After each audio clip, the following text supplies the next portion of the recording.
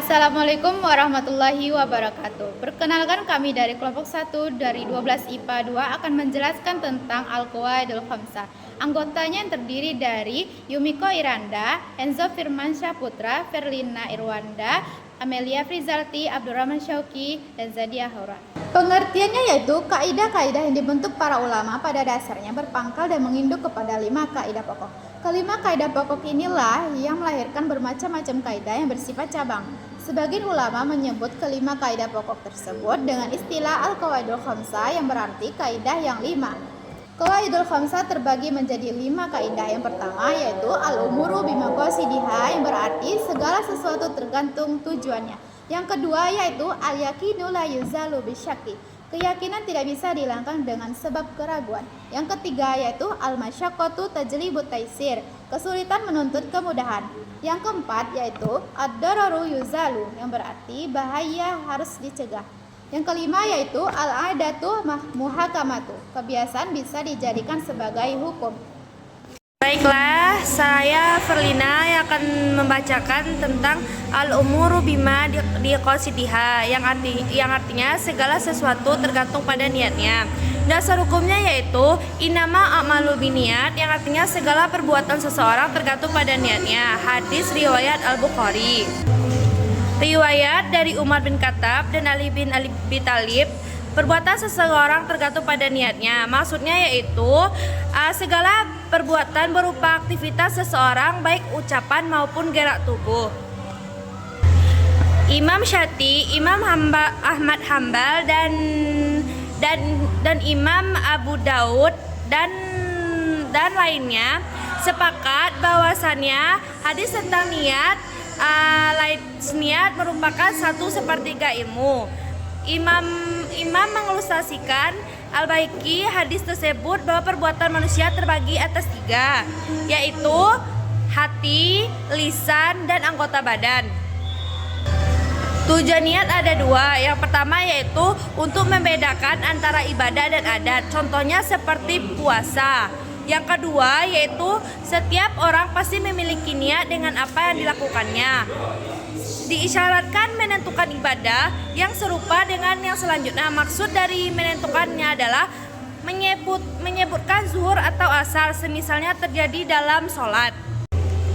Berikutnya, suatu ibadah ditentukan sementara niat menentukan tidak disyaratkannya secara terperinci. Hal ini yang pertama, penyebutannya ibadah tidak diisyaratkan dan tidak terperinci. Yang kedua, perkara penentuannya disyaratkan, maka kesalahan penyebutannya membatalkan ibadah. Yang ketiga, perkara yang wajib disebutkan secara umum dan tidak wajib disebutkan secara terperinci. Apabila disebutkan secara terperinci, kesalahan penyebutannya maka menyebabkan batal, seperti niat makmum pada Ali ternyata imamnya adalah Rahmat. Berikutnya, fungsi niat. Yang pertama, untuk membedakan antara ibadah dan adat kebiasaan. Yang kedua, untuk membedakan kualitas perbuatan, baik kebaikan ataupun kejahatan. Yang ketiga, untuk menentukan sahnya tidaknya suatu perbuatan ibadah tertentu, serta membedakan yang wajib dari yang sunnah. 2. Al-yakinu la yazanu, bisa itu keyakinan tidak bisa dihilangkan dengan keraguan. Dasar hukumnya yaitu iza syuka ahadukum fi sholatihi falam yudrikum salasa amrun fayatiru syaka wa bayani ala matayah, rawahu Muslim. Itu ketika salah satu di antara kalian ragu dalam sholat dan tidak tahu apakah sudah 3 atau 4 rakaat, maka buanglah keraguan dan tetaplah rakaat yang diyakinkan. 1. Kaidah baqo alana makana alana. Keadaan yang ada menetapi keadaan yang sebelumnya. Maknanya itu hukum yang berlaku sebelumnya tetap berlaku sebelum datang hukum yang baru. 2. Kaidah bara'ah zimah, bebas dari menanggung hak-hak orang lain ketika hak-hak tersebut tidak menjadi tanggungan seseorang. 3. Kaidah mansyakalaha fa'ala syai'am mala fal ansi amhu lam yafmahu. Orang yang lagu apakah telah melakukan sesuatu atau belum, maka hukum asalnya adalah sungguh ia belum melakukannya. 4. Kaidah mantayakana al-fila wasyak fil al-qad au al-kasir humail yaflahu. Orang yang yakin telah melakukan suatu perbuatan dan ragu akan sedikit banyaknya, maka hukumnya baru melakukan sesuatu yang sedikit. 5. Kaidah al-as al-adab. Hukum asal pada hak adomi adalah tidak ada ketetapan atau tanggungan kepada orang lain. Kaidah 6. Kaidah al-asi fi kulli al-hadis takdiru bi aqrab zaman, yaitu hukum asal setiap satu perkara yang baru datang adalah mengira-ngirakannya terjadi pada waktu yang terdekat. 7. Kaidah al-asi fil abda at-torim. Hukum asal ibadah adalah haram. Kaidah al-sam fi al-kalam al-hakikat. Hukum asal suatu ucapan adalah hakikatnya.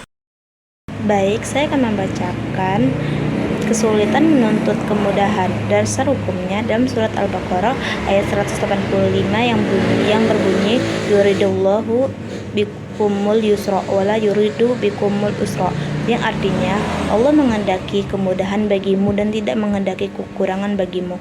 Allah Subhanahu wa taala memberikan kemudahan kepada umat Nabi Muhammad SAW dan tidak memberinya beban yang sulit dalam menjalankan agama sebagaimana umat-umat terdahulu kesulitan menuntut kemudahan.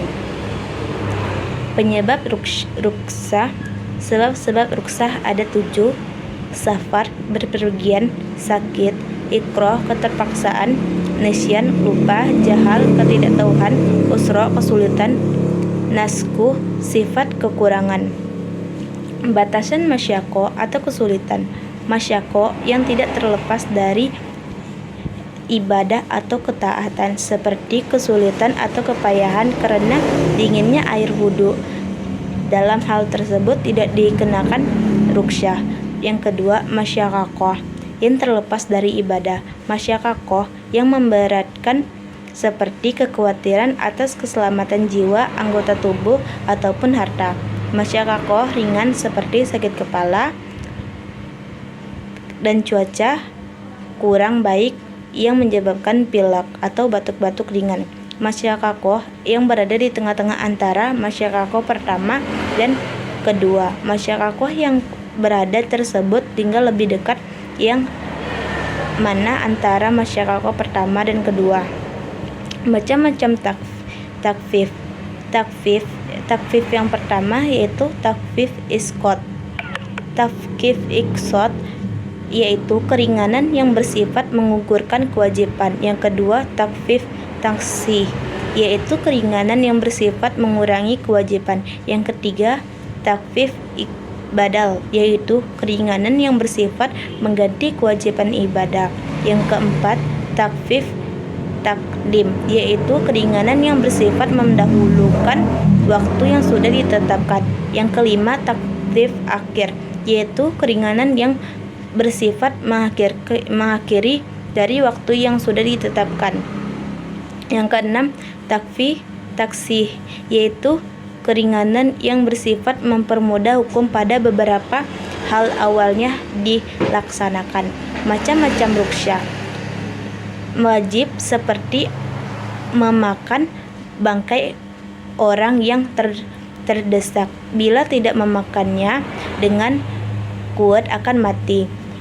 Yang kedua, sunnah seperti kashor, sholat bila jarak perjalanan mencapai 3 mahala dan berbuka bagi musafir. Dalam hal tersebut ini sebagian ulama menambah syarat perjalanannya mencapai tidak berhalal. Yang ketiga, mubah seperti akad salam atau pesan, yang boleh melakukan akad meskipun berangan-angannya belum ada.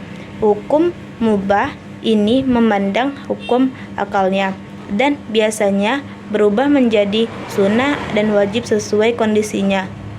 Yang keempat, khilaf al-awula seperti jamak salat. Hukumnya khilaf atau awula bisa menjadi afdal bila terjadi pada orang yang membenci ruksyah jamak. atau kekhawatiran bila tidak jamak terjadi mengakibatkan tidak salat dan dengan jamaah. Yang kelima, makruh seperti mengqasar salat apabila jarak perjalanan tidak mencapai 3 mahalah atau 115 km. 4. Bahaya harus dicegah. Dasar hukum la dororo wala doror. Rawahu Malik, yang artinya tidak boleh melakukan perbuatan yang membahayakan diri sendiri dan membahayakan orang lain. Hadis riwayat Malik, Ibnu Majah, Hakim, Baihaqi, dan Daruqutni. Kaidah ad-dururat tubih al-mudarat dan kaidah ma'ublil ad-durarah yaqdar biqadriha kondisi darurat membolehkan keharaman. Kaidah ini berlaku dengan syarat dan darurat yang tingkatnya tidak kurang dari keharaman. Perkara yang dibolehkan karena darurat dibatasi sesuai kadar kedaruratannya. Level kondisi 1. Darurat yaitu kondisi yang bila tidak melakukan keharaman akan menyebabkan kematian atau mendekati kematian, seperti orang kelaparan yang hanya menemukan bangkai apabila tidak memakannya akan mati. Dan kedua adalah hajat, yaitu kondisi yang bila tidak menerjang keharaman tidak menyebabkan kematian, namun akan kesulitan. 3. Manfaat aliyatu, kondisi yang diinginkan seseorang berawal dari keinginan hati untuk menikmatinya. Zina, perhiasan, yaitu kondisi yang tujuannya hanya sebatas pelengkap saja. Fadul, yaitu kondisi yang bersifat keleluasan seperti orang yang hendak berpesta dengan berbagai makanan dari yang haram atau syubhat. Dan kebolehan karena uzur dan akan hilang ketika uzurnya hilang. Kebolehan karena uzur dan akan hilang ketika uzurnya hilang. Yang pertama adalah orang tayamum karena penyakit, maka tayamum akan batal sebab kesembuhan penyakit itu. 2. Orang tayamum karena tidak ada air, maka tayamum akan batal sebab air. 3. Orang dibolehkan mengqasar sholat melakukan perjalanan, maka hukum kebolehan qasar akan habis bila sampai di tempat tinggalnya.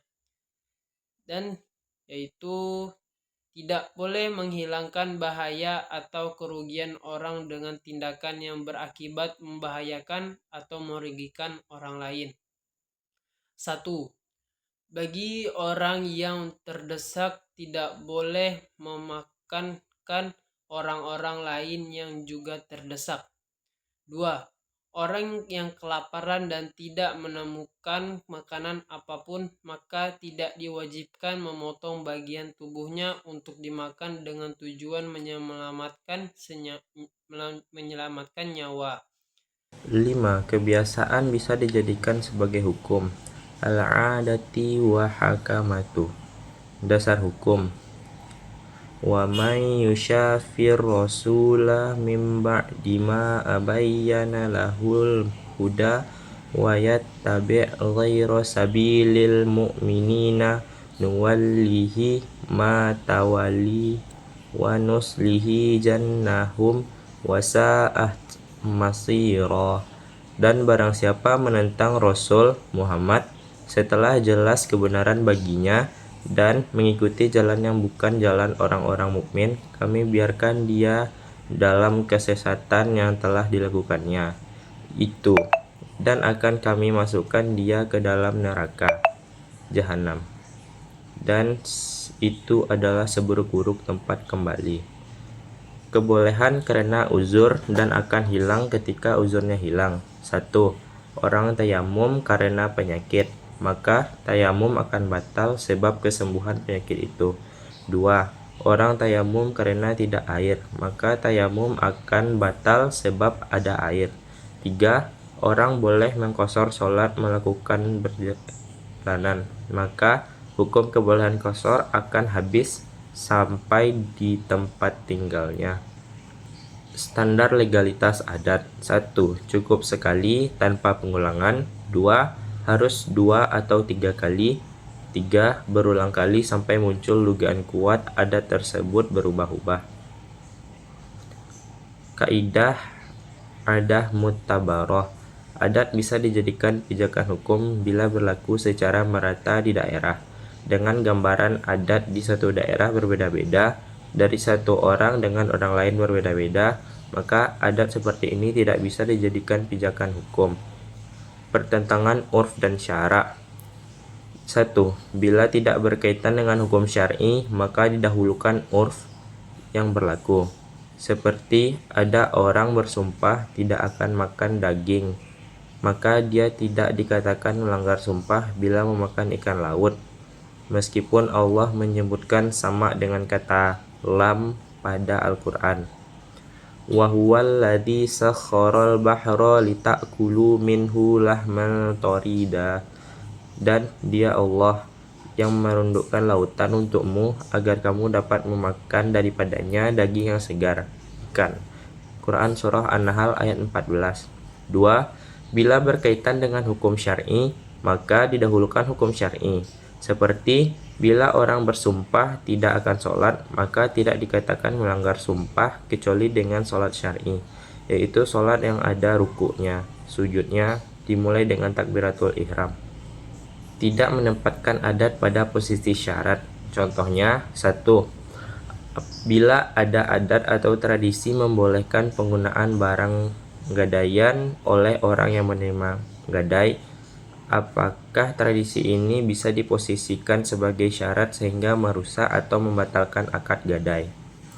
Mayoritas ulama mengatakan tradisi tersebut tidak menepati posisi syarat yang berdampak membatalkan akad gadai. 2. Bila berlaku adat orang berhutang melebihkan jumlah pengembalian, apakah adat ini menempati posisi syarat sebagai hutangnya haram? Pendapat ashah menyatakan adat tersebut tidak menempatkan posisi syarat, sehingga hutangnya tidak dihukumi haram. Nah, itulah penampilan dari kelompok 1 12 IPA 2. Sekian, terima kasih. Wassalamualaikum warahmatullahi wabarakatuh.